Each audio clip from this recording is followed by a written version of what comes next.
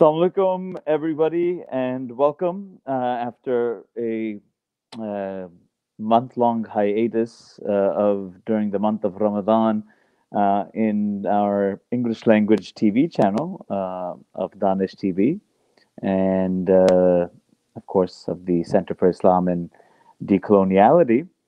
And it's a pleasure to once again have another guest on the show I'm in complete admiration of in terms of it's a real blessing actually having this encounter with her virtually after quite a while, but also kind of remembering the amazing commitment to social justice that I saw in her and the people struggling in the southern Philippines. My own kind of introduction to my encounter with our guest, Amirah Lidasan, is that I had gone to on a solidarity mission with a group known as Peace for Life, an interfaith liberation theology group,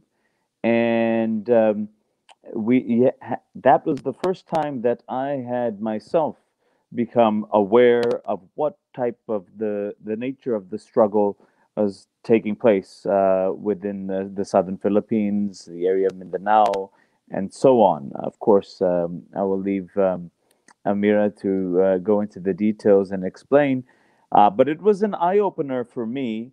Um, and one of the things that really struck me at when I went there was not only the actual praxis of resistance, the concrete, not just kind of the rhetorical that we all have, which is important, but the kind of concrete local community grassroots based activism and struggle that was going on of Muslims and Christians and others in solidarity with Muslims against what was going on. So that the picture of that stuck with me for a very long time.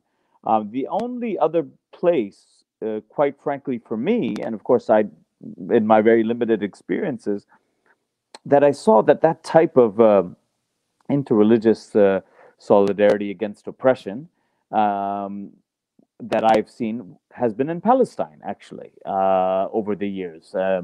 And so the audience can imagine that going there and seeing this incredibly inspiring, movement of people struggling in, I mean, very repressive conditions, but not letting all of these kind of the differences and whatever religion and so on and that come in the way of what they understand to be the imperative of social justice in this situation.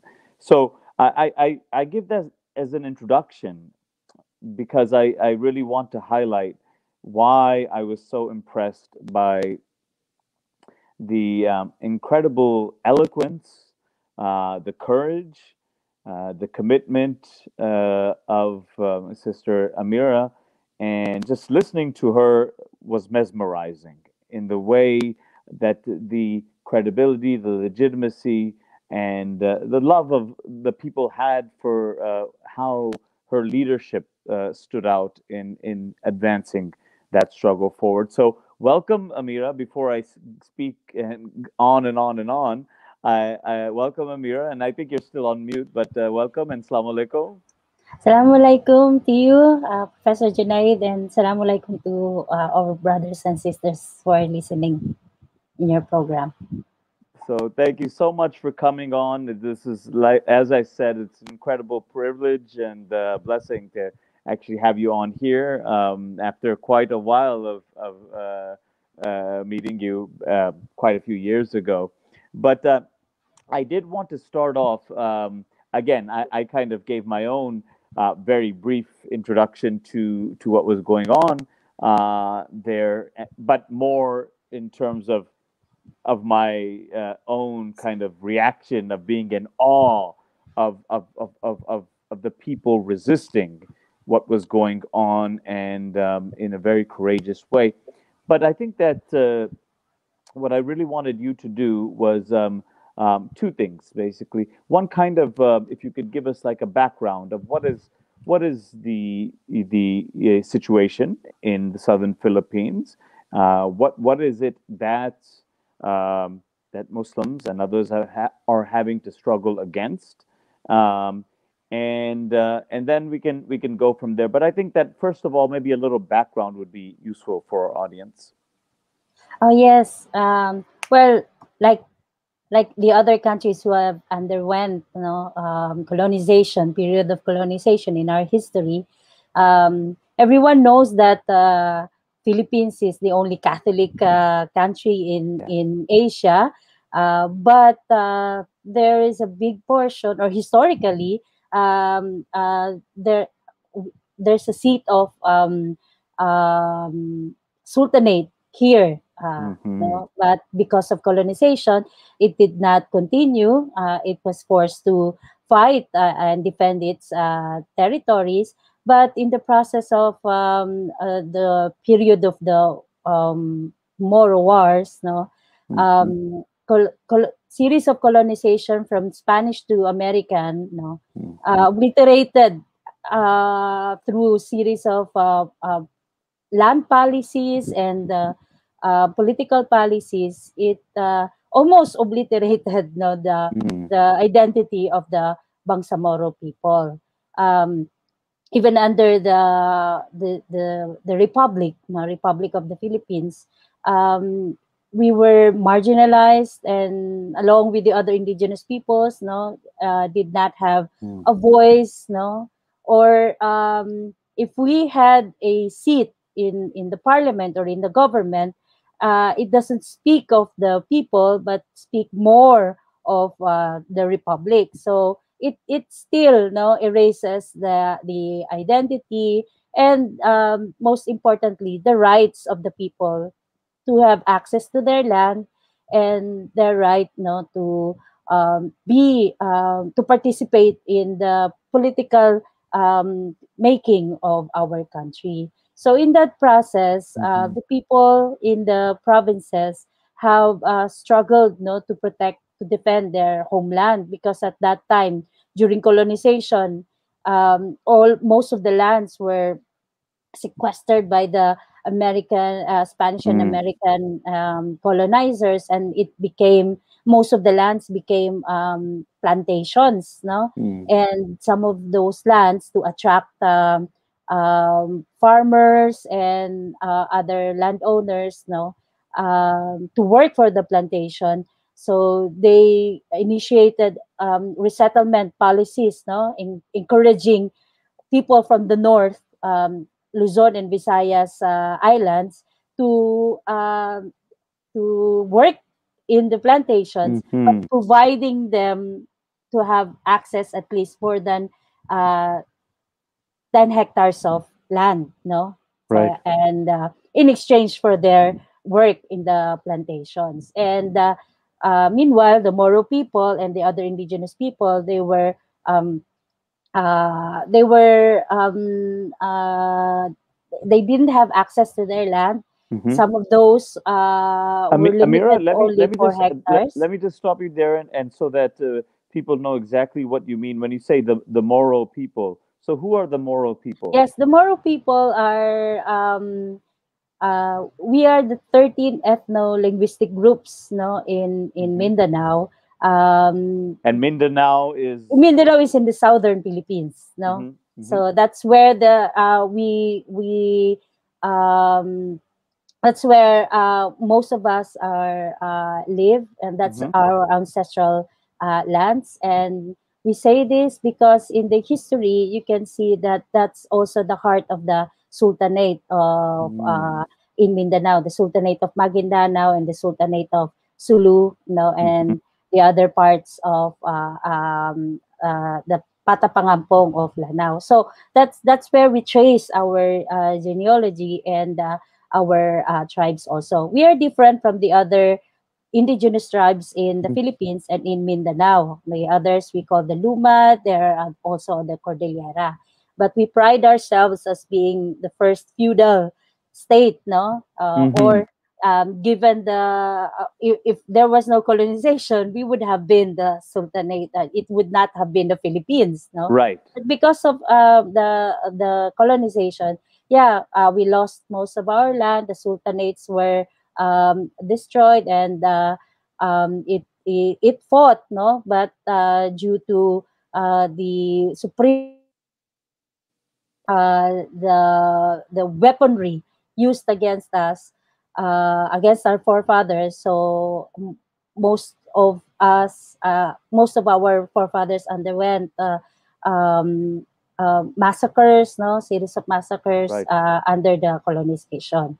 But the struggle continued in defense of the land, no, because as more plantations, no, as a product of colonization, as more plantations were built in the fertile lands of Mindanao, more and more Moro people were deprived of their lands, no, Right. and And the Moro people, just to so our audience is clear, this is primarily Muslims. The Moros. yes, Yes. the Islamized, no, the Yes. ones who embraced Islam, Yes. and we trace ourselves in the Sultanate, no. So Yes. if I'm one of the tribes, no, part of the Moro ethno-linguistic tribe, which is Yes. Iranon, no, and maybe most of you will be familiar with three of the biggest, no, the Maranaos, the Magindanaos, and the Tausug, no.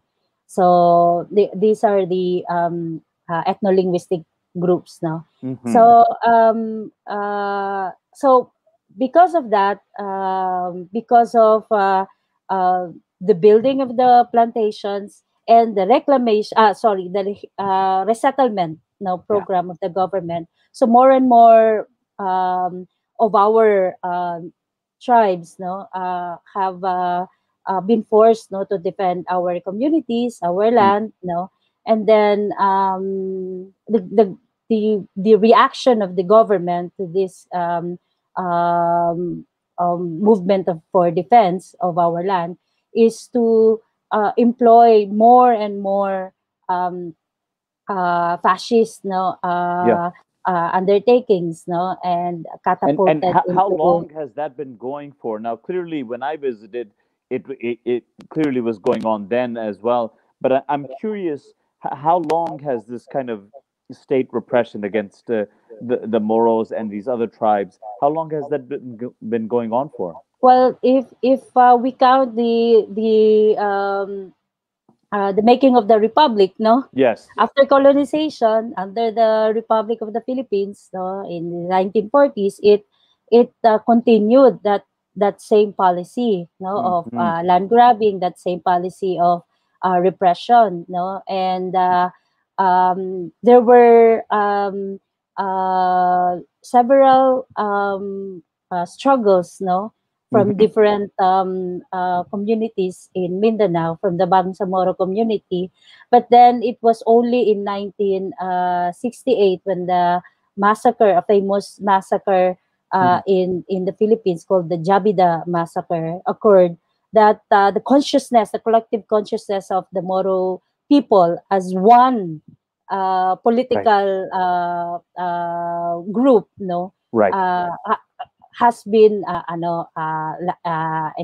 there was an enlightenment, no, Yes. within the Moro people, and that's the beginning. That's where we sort of count, no, the in 1968, the beginning of the struggle of the Bangsamoro people as one collective people Ah. fighting, no, struggling for right to self-determination. It was Hmm. then headed by several notable revolutionary leaders, no, like Professor Nurmiswari and Professor Ustads Hashim Yes. Salamat, no. So these are the people who have led, no, the struggle of for right to self determination of the Bangsamoro people, and that's the reason why they called it the Bangsamoro people, Hmm. because the Bangsa meaning the nation, the land, Right. and the Moro people. So that's also the vision and the objective, of the movement.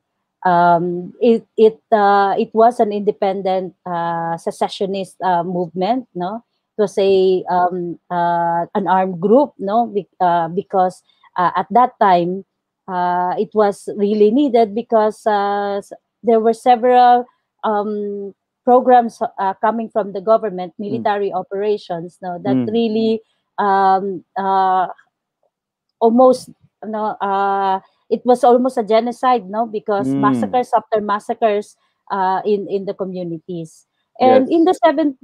in the 70s also, during the martial law Mm. of former President Marcos, Marcos, yes. yes, they also employed not only state machineries or the state forces Right. against the people, but they also employed the Muslim and Christian divide. No, they used that. No, Hmm. so what they did was most of the Christian landowners who were part of the resettlement program, they acquired more lands. No, and they became one of the biggest landowners in Mindanao. No, Yes. and they have employed with them several families, Christian settlers. No, and they recruited them as part of the paramilitary of the government. So they are also using the Christian settlers against Yes. the Moro people.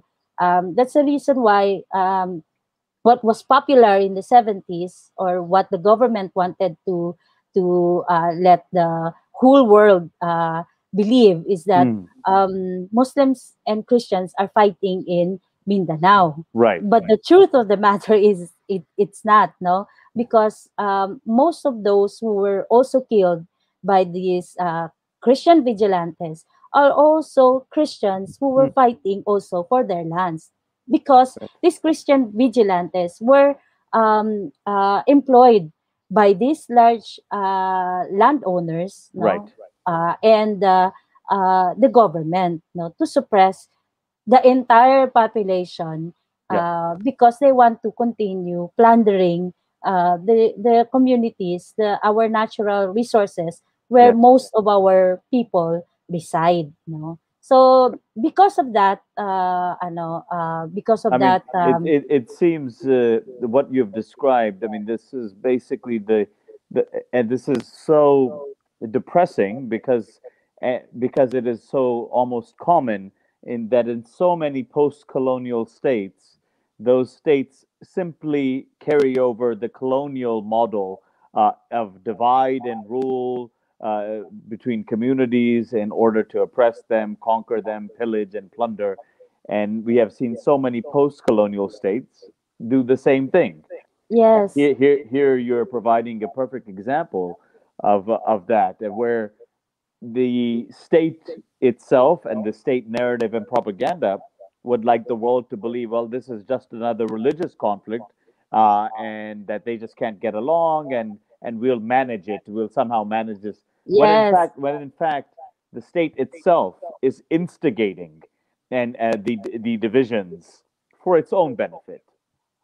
Yes, yes, and that's also one of the good things, no, about what happened during the 70s, is that because the Christians were also oppressed, no, primarily the workers and the peasants, no, in those Yes. plantations, in those areas, no, so most of them also fought, no, and it took some of the farmers and workers, no, to be enlightened, no, and Right. one of those who helped in this enlightenment is the movement of national democratic forces in the Philippines, no. It is also where most of the Bangsamoro people or Bangsamoro activists, no, came from. So in these universities, these national democratic groups have sort of helped enlighten that we cannot how do you call that, in the liberation struggles, we Right. cannot liberate only as one tribe or one few people. There has to be a national liberation, and that sort of helped because in the Mindanao, Mm-hmm. we didn't see each other as separate entities, fighting the government, but it's a one whole uh, movement, Right. fighting for liberation. And most of those who also helped came from the religious sector, so Uh-huh. in Mindanao Interesting. there are several uh, um, how do you call that, the group of missionaries, so if you can just the history of missionaries Right. in colonization, Right. so most of our people really hate Right. seeing priests and nuns because Right. they are Because part it of was the. all part of the colonization Yes. project. They came along with it. Right. Yes, yes. And then they've also built schools, no? That's Yes. also Yes. part of the colonization, no? So it was really difficult for them to reach out.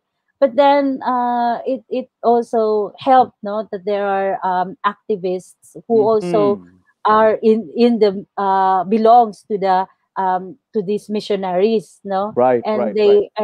they gave, no, that kind of assurance that it's not about it's about unity, and it's not about let us not play with the divide and rule tactic, no, of the Yes. government.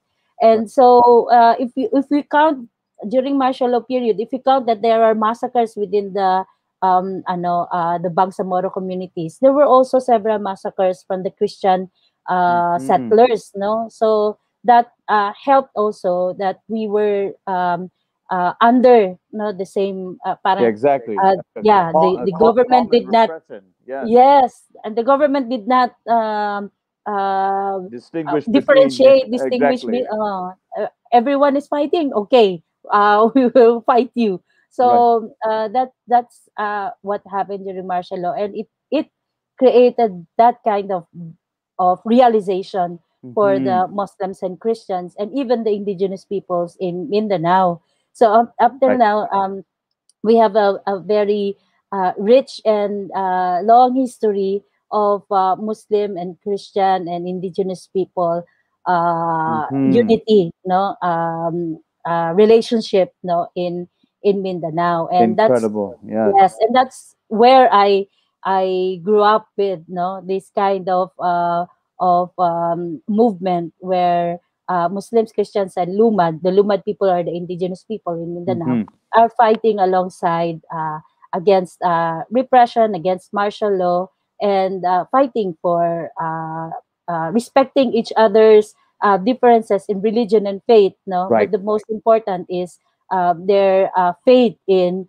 liberation and faith in freedom. No, so that's Right. that's where This is, this. and so, Amita, one thing, this is really interesting because the other very interesting aspect of this, in some ways, a continuation of the anti-colonial struggle in the within the realm of the so-called post-colonial state of the new republic, but in some ways it's a continuation of the internal colonialism that exists within the Philippines or any other country itself. Yes, But the interesting aspect here is that, of course, uh, uh, uh, clearly, I mean, within the Philippines, we know, I mean, and I have good friends who, of course, came from traditions, Marxist traditions, and this and that. But you also had a very strong faith-based movements. I mean, where we think of liberation theology and so on. So, I guess certainly from the Christian community, but I'm assuming also from the Muslim community, a very strong faith-based political movement against what was going on and these injustices. yes. The groups of Moro National Liberation Front and Moro Islamic Liberation Front have their tradition of a movement based on faith, based on Islamic ideology, Right. no, because they they are exposed, no, to that kind of liberation movements also coming Hmm. from Egypt, coming from the Middle East, and even in Yes. Southeast Asia, no. Hmm. But these are not millenarian or revivalist. Right. No, no, it's not. It's based on the political situation. It's a Absolutely. yes. So Absolutely. I mean, it would be more akin, similar to a group like, say, Hezbollah or something that's fighting for actually yes. something concretely of defending their land, and from the plunder and the pillage and repression. So it's something very concrete in which their faith-based politics come into play. Yes, and I think one of those that inspired them is the liberation struggle of the Palestinian people. Yes. No, so you can see that kind of connection that you we they have established with other countries also for liberation or struggling for liberation in other Middle East and Hmm. Southeast Asia. No, That's right. so yeah, so that kind of inspiration also pushed, no, for the other groups also to reach out, no. So Hmm. you have the Moro Islamic Liberation Front and the Moro National Liberation Front also having reaching out to other democratic forces like the National Democratic Front, no. Right. And at one point we saw that kind of unity when they presented in an international tribunal, people's tribunal, the cases of massacres, no, or the atrocities by the Philippine government against the Moro people and the Filipino people, and they have presented it at that tribunal, and there you'll see that the implementation of martial law did not differentiate Muslims and Christian, and Hmm. it also showed the unity of the Muslims and Christian in pushing for justice and pushing for peace, not only in Mindanao but in the whole Philippines. So Amazing. it's yes, so it sort of broke the idea, no, that Yes. this is not a Muslim Christian, ano. Yes. But you know the government often uses that kind of Of um, course. Of course. narratives, if because they want to justify their attacks on the community people. So it Absolutely. yes, Absolutely. I mean, and this is the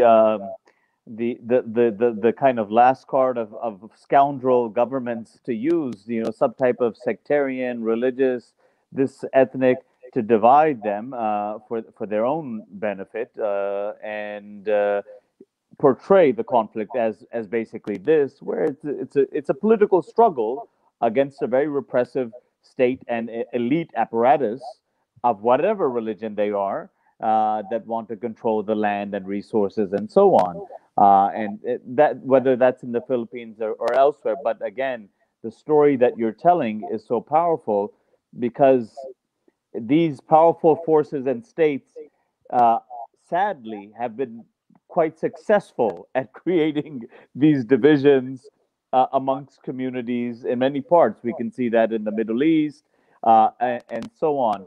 And that is why I think I wanted to highlight this as an example for people in Pakistan and elsewhere, other places in Southeast Asia, uh, the Middle East, of course, throughout the Islamicate world, in fact, to see that, look, that in fact, and this is the point that I was getting to, we see how there is now has emerged clearly a trend of global Islamophobia, what I call traveling Islamophobia from one place to the next, and here it is as well.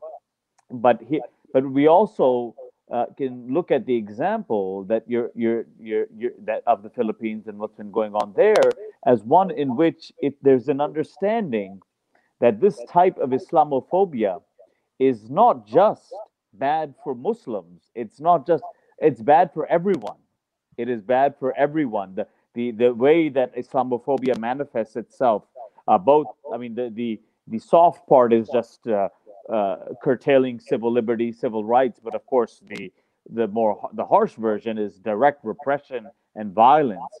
that it's not just Muslims that will be ultimately affected; it will be everyone who will be affected by it. And I think that this is where the struggles in Mindanao and the unity and the solidarity between the different communities is, I think, a model for people to learn from about fighting this global Islamophobia, the rise of global fascism, and so on and so forth. And my final question, though, Amirah, I did want to ask.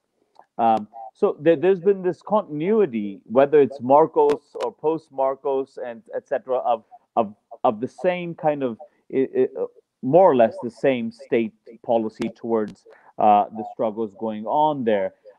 So my last, I guess, two-part question is: how's it been under Duterte's government, uh, and and what is the state of the struggle? Have there been achievements made, or has or is it la lucha continue? The struggle Ah, continues to try to try to get to make some gains. So I think I want to ask you kind of the current state yes. of the movement there. Yeah, Okay. Well, you spoke about Islamophobia, no? yeah, For a long time, we always say that Islamophobia stemmed from they call that the ignorance of our yeah. religion and faith, no, or the miseducation, Right, no, right, the misinterpretation in our history, no.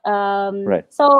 That we could repair, no, through these interfaith movements, no, Yeah, through re-education, no, yeah. introducing interfaith education also in our universities. It's easy, and the Mindanao people have long strived, no, for that kind of movement, no. But Right. if it is institutionalized, Yes. being used by the government as a means of suppression, suppressing people. So that's the very difficult part, you know, because Yes. um, it will compel state forces, political forces, no, to go against their people. No, Right. that's what I think. That's what happened during the that global war on terror, no, in which the Yes. Philippines also took a big responsibility by not only supporting that, but also um, uh, uh, um, how do you call it, hosting Yes. the military exercises in Mindanao, and that brought a Yes. lot of reactions, no, from the people, because Absolutely. it's like telling the world that we are the bastion of terrorism. Then that's the reason why the Right. American soldiers should be here, you know. And because also globally there was also that Islamophobic Absolutely. ideology, no, That all the clash of governments, civilization, no. exactly, that all Yes, governments that had a Muslim population that they considered to be quote unquote problematic, all governments took advantage of this global war on terrorism to then engage in the same type of repressive policies towards them. Absolutely. yes. Philippines So would be no exception. Yes. yeah, so that sort of took a big challenge, no, for most of us, because it sort of wanted to reduce our movements, no, Yeah, as just simply by terrorists, as just simply terrorists fighting, etc. Yes, yes, this is what happened, Amira, everywhere. You know, the Kashmiris, the Palestinians, the now even the Rohingya, who have been just. I mean, it's a horrible yes, situation, but again, the claims that say the Pakistanis are training them to be terror. I mean, so this yes. nonsense has been repeated everywhere where there's Muslims. Yes, no, and it's difficult not to generalize Yeah, all movements. No, that's one of the impact also of that global war on terrors, because all movements, no, armed movements, even if it is a legitimized, no, yeah, movement struggling for right to self determination, and against historical injustice, no, the U.S. government put them in the terrorist category. yeah. No? So that sort of had an impact for the Moro National Liberation Front and for the Moro Islamic Liberation Front, and they were forced to have a peace negotiation with the government. No, and the government during the peace negotiation, they have an on and off peace negotiation, mm, and they're not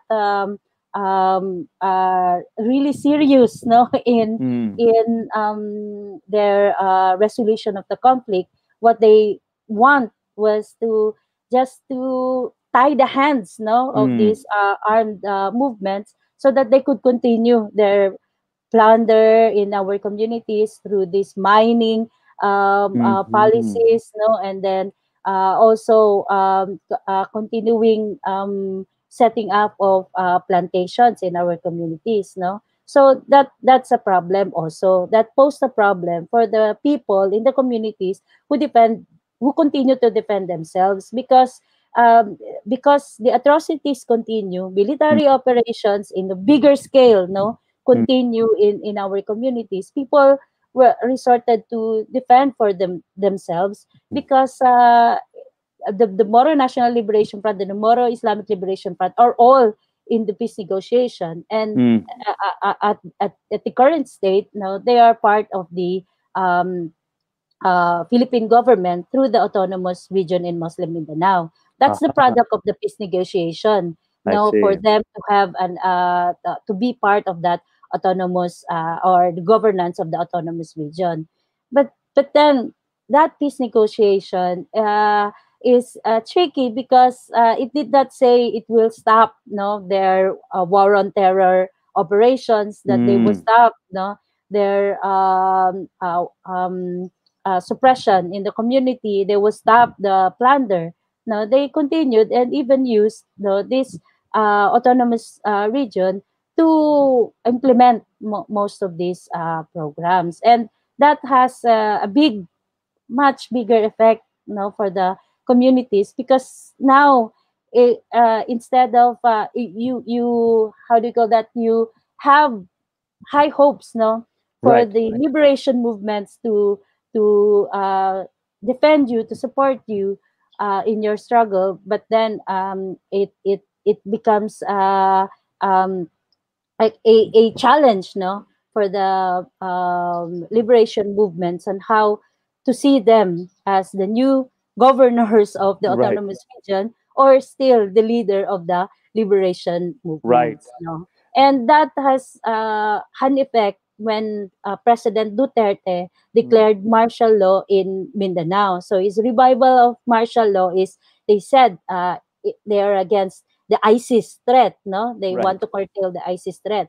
But I think most of you have seen the impact it had in Marawi City, when in May 23, 2017, President Duterte declared, no, Mm, an all-out war against the ISIS, and for 5 months they've been bombing, no, aerial bombardment, mortar shelling, military operation, and reduced to rubbles the the Marawi City, the only oh, Islamic self-identified Islamic city in the Philippines, and they have reduced it to rubbles. And until now, 3 or 4 years until now, um, the people are, most of those who were in that residing in that zone, no, mm-hmm. were not able to, or the ground zero area, Yeah, uh, they are still not able to go back. And I think they are not, or housing of the people, or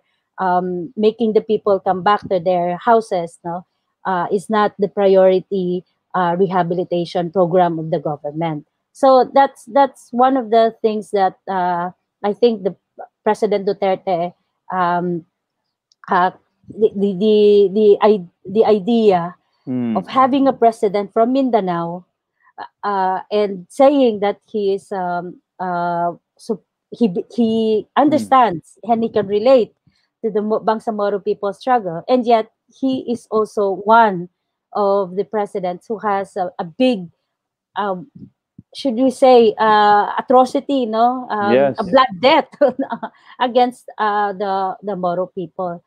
Clearly, he did not understand the yeah, struggle, because what he did was, um, uh, there were mi- almost no a million of people um, who were forced to flee their Wow. communities, no, and displaced, no, and impoverished, no, Yeah. because of that, because of what happened, and it's also a big reaction, no, for the people Yeah. to not only be disappointed but to be angered by that Yes. idea that with they thought there was already a peace negotiation. Yes. They thought that you have a president who understands you, and yet they still they still experience, no, Yes. the same kind of atrocity, the same kind of suppression, no, and And now the reaction from the Moro Liberation Front or the Islamic Liberation, what have their reactions been over these years now? yes, but well, the people are asking for a much militant reaction, no, Yeah. like as what they've known these Yeah. groups, no, would have reacted in the 70s, Yes. in during the massacre of our during the period where several massacres have happened in our communities. So they they know about the limitations because they are now part of the government, but they also are asking, Right. no, The beyond pressure from beyond below. Yes. The yeah, pressure from beyond below. being government, but Yes. a call to brotherhood, a call to sisterhood, no, a Yes. call to being a bangsamoro. So that's a very big challenge, no. This But is yeah. there Please. were protests, no? There were protests from coming from the MNLF and MILF. There were they also reached out, no? They wanted to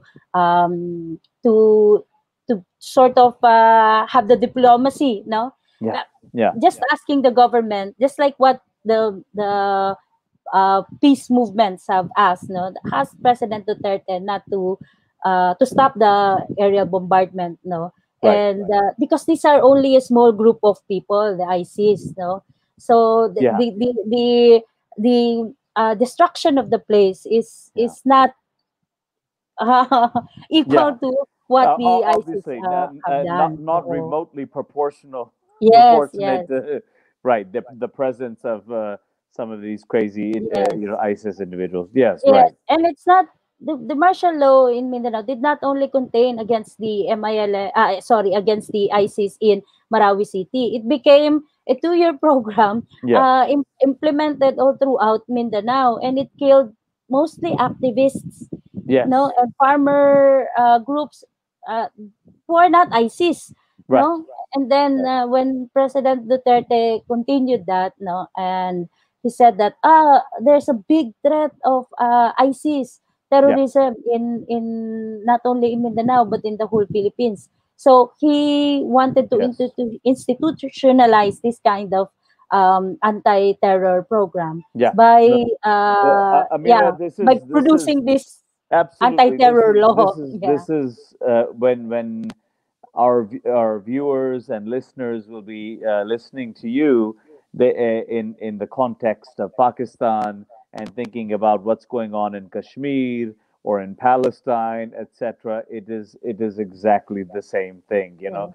they these even many Muslim governments use because Islamophobia is not just in non-Muslim or Western countries.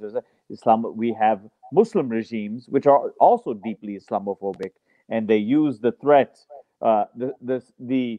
the often engineered or manufactured threat of some ISIS or some terrorist organization in order to implement a large-scale repressive model that targets all sorts of people, human rights activists, and others who do trying to defend, as in the case of Mindanao, the rights of people's property and land and so on and resources. So when people are hearing you, they will think that yes, this is a model that a very colonial model, in fact, that that exists in so many places throughout the world, and especially in the Muslim world. Yeah. Yes, war on terror is already 2 decades now, Yeah, right? And they still can get away. These governments can still get away with their narrative of suppressing terror groups, no, yeah, yeah, by implementing these kinds of measures. So we have now the Anti-Terrorism Act of yeah, 2020, no, and it's being deliberated in the Philippine Supreme Court, and you'll see in their arguments that it's really unnecessary because we yeah. Of already have laws, no, that could run after these kinds of groups, no. course. But you see, all throughout the narrative of anti terror policy, you see also that we've unearthed a lot of security sources also that says that the government is also culpable of the creation of these groups, no? Right, From right. the Abu Sayyaf terrorist group, Yes, and even the ISIS and the ano, right. but they still can get away with that kind of by using that Yes, kind of narrative. And absolutely. that's I think one of the challenges also that we have in the movement is not to be swayed by Yes, that kind of and we've been exposing this, that they're just using us, the as Muslims, as a yes, front, no. And if they can get away with what they are doing, the Muslim community, they can do it everywhere, no. yes. So that's what we have been saying now. Before, their anti-terror policies have been it's like they can justify it by saying, oh, we have rewards, no, for those who can present an Abu Sayyaf member, a Right. terrorist member of the terrorist group. And mind you, most of those who were arrested, no, are innocent civilians. We say these Mhm. innocent civilians because most of them are vendors, no, small farmers, fisher folks who doesn't even know their rights, Yeah, no, because they have not studied. They didn't know of course. what they were being charged of, and they only know because they were tortured into admitting, no, in admitting that they are Abu Sayyaf groups. And most of those that we have Absolutely. seen also the experiences. This is the, I mean, the kernel, the hallmark of how the war on terror has operated. I mean, whether it's the U.S. government doing it in Guantanamo Bay or Yes, elsewhere, this is how it is operated. I mean, whether it's, whether you have been involved in anything or not, if you've just been identified to be picked up. Then you can be tortured, you can be this, that. At that point, you have no rights. Your rights are completely gone, and you're at the disposal of the state. yes. And so that's in the first part, no. But under the Duterte administration, he has expanded that Mm. terrorist hysteria to communist groups, no, Yeah. and also the rest of the liberation movements, and also to activists and even journalists, no. So Hmm. Yes. he has this institution, agency, that's called the National Task Force to End Local uh, Communist Struggle, armed conflict in the Philippines.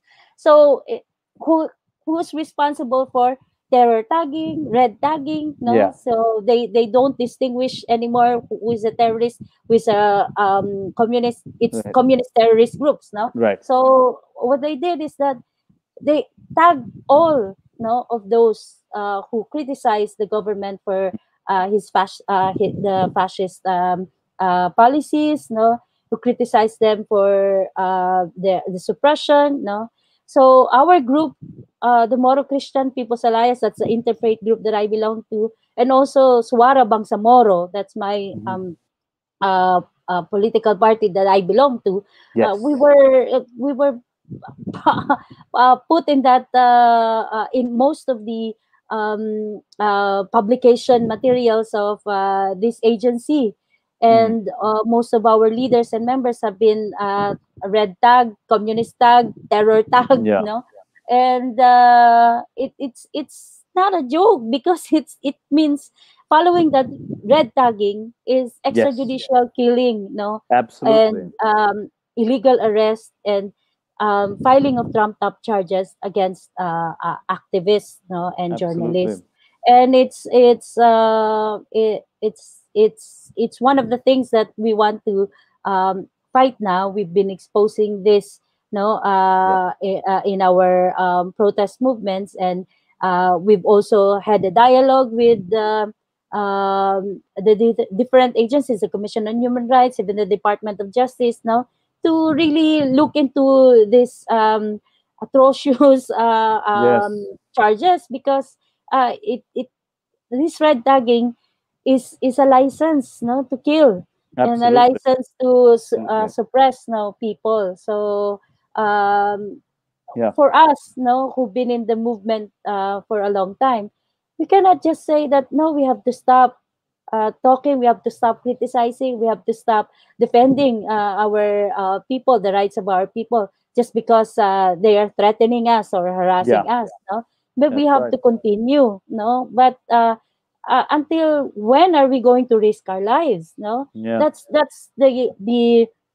uh, the challenge we have now Yeah. for the sane people still working in the government, no, not to be swayed by this Yes. policy of the government, to be Right. used, no, by the government. And come election next year, also for the people, no, for our brothers and sisters, no, to also be enlightened, not to Yes. continue this kind of policy by exposing the ones who lead this Mhm. policy, and by not voting for them, no. So Right. Right. Right. that's one of the things that we pose a challenge also for the rest of our brothers and sisters to really to be conscious to what is happening, and to continue to fight, no, for our rights, because Absolutely. we've known and we have exposed this anti-terror policy as a farce, no, as a Yes. means of the government, no, to suppress the people, no, and to take our rights, no, from us, no. Absolutely. So we Absolutely. must not be we must not be fooled, no, but we must continue and strive to continue to fight, no, this repressive Absolutely. policy. No, Amira, thank you so much for that. And I mean, because as I said at the beginning, this uh, resonates. What you have described resonates so much with the suffering going on in so many other parts of, particularly the Islamic eighth world. You go to Kashmir, you go to Palestine, you see what's going on with the Rohingya or with the Uyghurs, and so on. So that's why I call it this is now global or traveling Islamophobia everywhere in all of these places where there are significant Muslim populations that exist, and that's why I wanted to really highlight that this is a very crucial struggle going on in the southern Philippines, um, and it's a very, in some ways, inspiring one as well. In which, when we spoke about Islamophobia and how it works and how it can be overcome, in fact, one of the things that I would emphasize is the interreligious solidarity component of your struggle is, I think, the most important way that Islamophobia, generalized Islamophobia in society, can be overcome, rather than just ta- speaking to people and educating them about how Islam is very nice and so on. And it's it's more about struggling together for in common cause against concrete situations of injustice.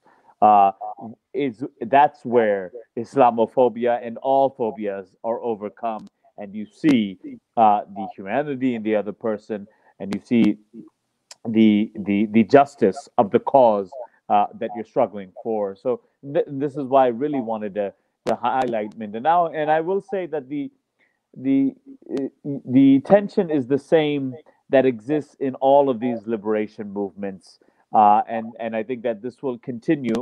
I mean, here as well is this the tension and the dilemma between being co-opted in some ways, the leadership of of these movements by the state, who in the name of peace and peace process and peace negotiations attempt to co-opt and appropriate, the leadership of these movements, whereas the people from below sometimes feel that, look, this they are just trying to buy us out, or buy our leadership out, and they're not really addressing our grievances, and so therefore the pressure from below to say that no, we should not allow ourselves to be co-opted because they're not really addressing. In fact, the repression will only continue. And so this type of dilemma in all liberation movements we have seen in post-colonial states, etc. They have existed. But inshallah, in your case and in all of these other cases, the larger crucible for justice, will compel the majority of the people involved in these struggles to realize that often in the name of peace or peace negotiations or a peace process, as we know in the case of Israel and Palestine, uh, what happens is only more and more injustice and cruelties become entrenched. And so, inshallah, you have the. I mean, I'm glad we did this program. The people of the southern Philippines have the solidarity and support of me, and hopefully all of our viewers that saw this program today, who I'm sure, just like me, have been further educated on what's going on there, and are seeing that, as I would like people to see, as an extension of this broader the war on terror, broader global Islamophobia, and as part of uh, many states turning to increasingly repressive methods for to entrench elite control of their societies. And I think this is another instance of that actually entails all of these different aspects within it. But inshallah, I mean, we all pray for the continuation of the struggle for justice in the southern Philippines, in Kashmir, Palestine, justice for the Rohingya, and justice for all oppressed peoples of whatever, religious, ethnic, whatever origin they may be. But Amirah, I really want to thank you. Jazakallah for coming. And this was a very educational show, I think, for all of us. So thank you so much for being Yes, here. Sukran also, and thank you also for the opportunity. Thank you. Wassalamualaikum. Assalamu alaikum.